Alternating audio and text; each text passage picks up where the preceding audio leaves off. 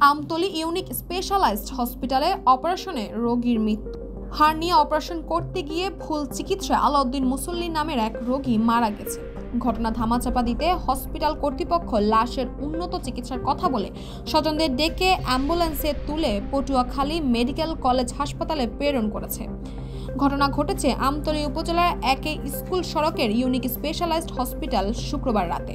মৃত আলাউদ্দিন মুসল্লির ছোট ভাই শরাফ উদ্দিন মুসল্লি অভিযোগ, ডক্টর মাহবুবুর রহমানের ভুল চিকিৎসায় হসপিটাল কর্তৃপক্ষের অবহেলায় তার ভাইয়ের মৃত্যু হয়েছে। তিনি এই ঘটনার শাস্তি দাবি করেছেন। জানা গেছে, আমতলী উপজেলার উত্তর তক্তাবুনিয়া গ্রামের আলাউদ্দিন মুসল্লি দালাল তপন খানের মাধ্যমে এক স্কুল সড়কের ইউনিক স্পেশালাইজড হসপিটালে হার্নিয়া রোগ নিয়ে ভর্তি হন। ওই হসপিটাল কর্তৃপক্ষের সঙ্গে অপারেশন করতে 25,000 টাকার চুক্তি হয়।